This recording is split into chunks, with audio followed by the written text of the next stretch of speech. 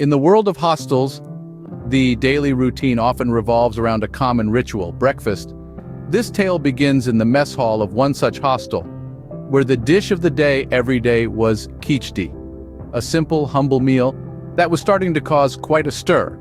A group of students, their taste buds wearied by the monotony of the kھچڑی, lodged a complaint to the warden. They craved variety, they yearned for a change in the breakfast menu. But as it happens in every story, there was a twist. Out of 100 students, only 20 relished the kھچڑی, wanting nothing more than to continue this daily ritual. The warden, confronted with this culinary conundrum, proposed a solution, a vote, a democratic decision, a fair way to resolve the breakfast dispute.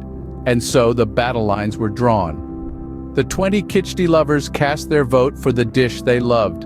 The remaining 80, however, were a different story. There was no consensus among them, no unified front. They didn't strategize, they didn't negotiate, they just voted for their personal preferences.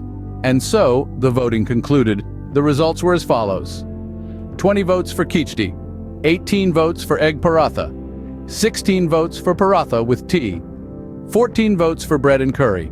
In the end, the kھچڑی, the humble dish that sparked the controversy, won the day.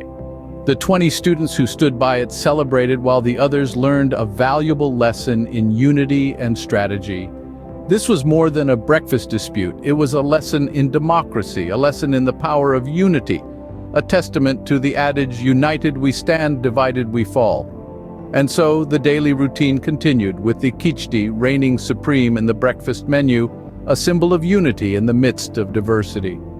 The aroma of kھچڑی filled the air every morning, a reminder of the power of unity and the importance of strategy in every aspect of life. Even something as simple as a breakfast menu